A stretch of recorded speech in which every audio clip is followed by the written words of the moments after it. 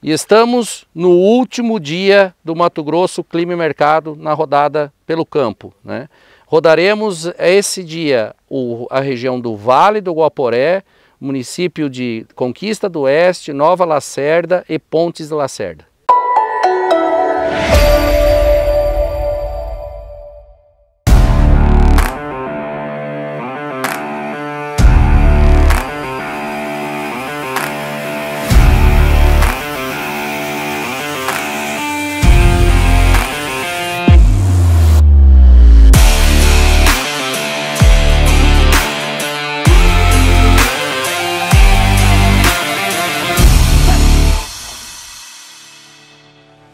E chegamos ao fim da rodada no campo do Mato Grosso Clima e Mercado.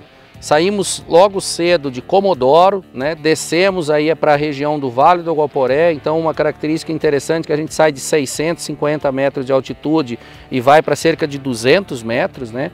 Já percebe uma diferença de temperatura, de clima muito grande, né? Rodamos pelo Vale do Guaporé, passamos pelo município de Conquista do Oeste, e estamos no município de Pontes de Lacerda. E na primeira propriedade que visitamos, o produtor de família tradicional e conhecendo a região, nos relatou, né, sobre a sua experiência nessa safra 23/24, que repete o mesmo cenário das outras regiões, né? Já estamos aqui no Vale do Guaporé, né, saímos de Comodoro e descemos a serra aqui, né, para divisa com a Bolívia, né, aqui próximo ao rio Guaporé. E é uma região relativamente nova para a agricultura, né, Yuri? Isso. Nós estamos aqui com Yuri Servo, nosso novo delegado da ProSoja agora também, né? Vai participar conosco lá na entidade. E Yuri, gostaria de ouvir aqui um parecer teu assim, sobre essa safra, sobre a questão climática que está interferindo, como que isso está interferindo no dia a dia aqui de vocês que são produtores na região do Vale do Guaporé. Comparando desde o primeiro ano que a gente começou a plantar aqui, a gente começou em 2019, a safra 19/20. Uhum. Com certeza é o ano mais complicado em relação ao clima. A gente sofreu no período da seca.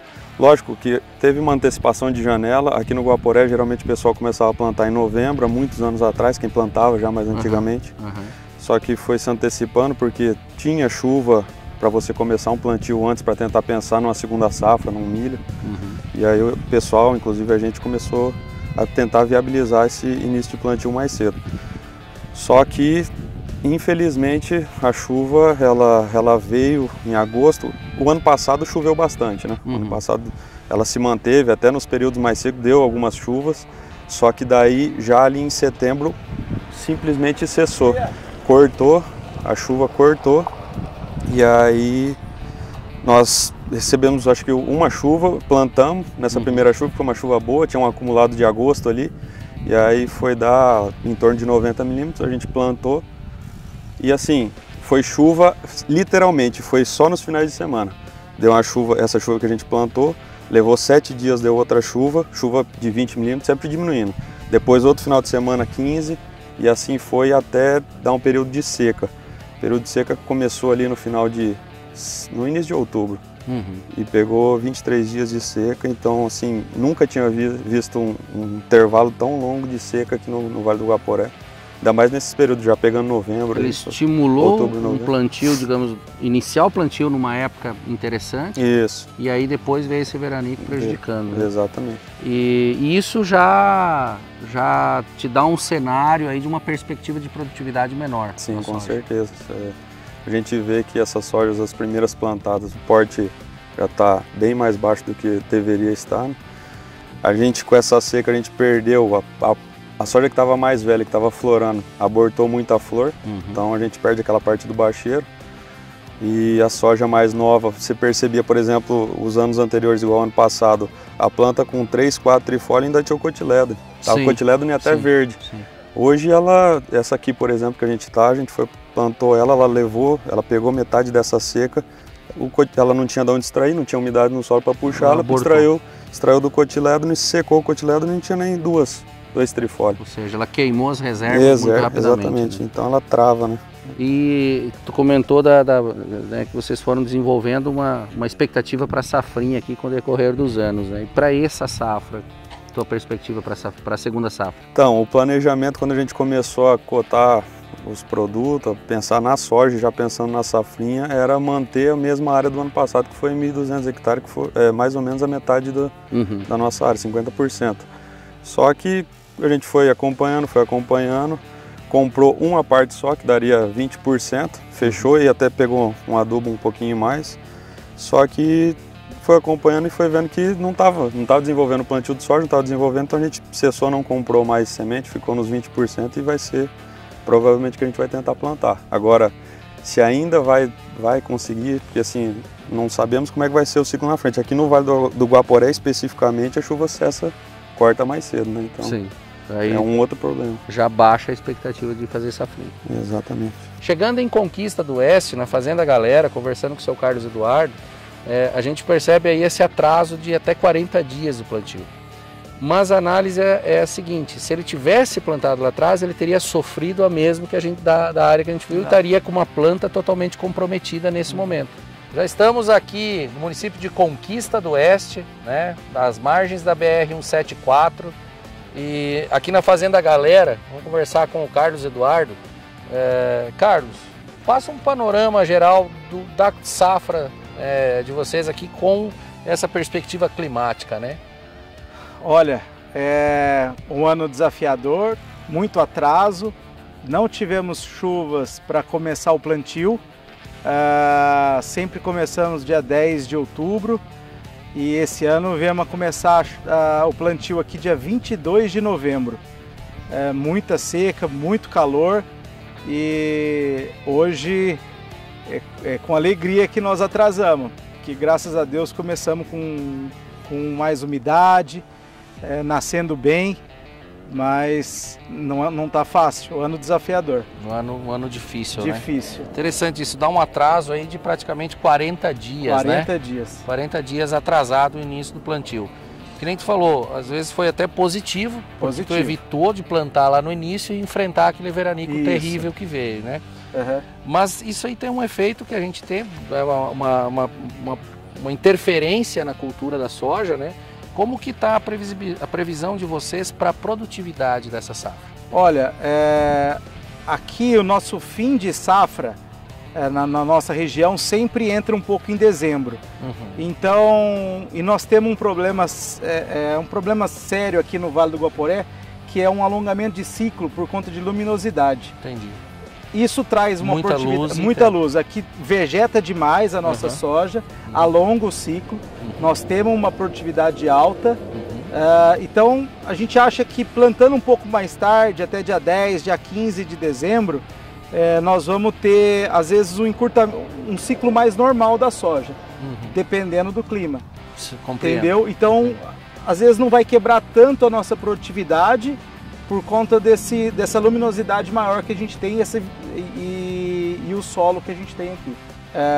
O ano passado nós plantamos 70% da nossa área em safrinha de milho. Esse ano não vai dar nem 5%. E fora da janela. Então, teoricamente, não plantaria nada de milho esse ano. Vai ser só capim, na segunda safra de capim. E já recorremos ao mercado atrás de milho. Eu já tinha deixado um pouco de estoque para o primeiro semestre, mas o segundo semestre eu tive que recorrer ao mercado e já fui comprar. E agora vamos ouvir a opinião do Yuri, né, analista de soja do IMEA, que tem nos acompanhado nessas últimas 2 semanas, sobre a sua análise das características, né, dessa região relacionado a mercado e a situação financeira e econômica da cultura aqui. Bom, o que eu pude observar aqui na região, né, que o produtor conseguiu, né, travar os custos da safra. Então, assim como lá na leste que a gente rodou, também tem a preocupação com o milho segunda safra, né? E o que me chamou a atenção também foi a questão do barter já com o milho disponível, né? O produtor que teve aí essa grande safra de milho aí que a gente observou, agora está pegando esse milho e já fazendo a troca para a próxima safra do cereal, né? Que acaba sendo até algo interessante o produtor ter a capacidade de armazenagem, né, Ilson? Sim. Porque aí ele consegue trabalhar com esse grão disponível que ele tem ali, e às vezes até lá adiante da safra, né? Isso, exatamente. Então, além disso, a redução também, que a gente também observou tanto aqui, tanto lá no leste, né? Então a gente também vai ter, a primeira propriedade que a gente visitou vai reduzir, vai plantar só 20% da área de milho, e essa propriedade que a última que a gente visitou também vai fazer só para os animais, né? E além disso vai ter que comprar ainda um pouco mais para estar suprindo aí a necessidade. Ele não vai ter nem janela suficiente para produzir a própria demanda da propriedade dele. Exatamente. Na parte pecuária, né? Isso, exatamente. E se você chegou até no final desse vídeo, não esqueça de compartilhar, de deixar o seu comentário e de curtir os nossos vídeos. E hoje, em especial, sendo o último dia do Mato Grosso Clima e Mercado dessa safra no campo, eu gostaria de agradecer imensamente, né, a todos os produtores que nos receberam em suas propriedades, mesmo nesse momento tenso e difícil de problema climático, tirou um momento para conversar com a gente, para trocar ideia, para nos dar informações, né, da realidade que ele está vivendo. Então é impossível nomear todos que nos atenderam, né, Franklin, nesses dias, mas um grande abraço, muito obrigado à atenção de todos vocês.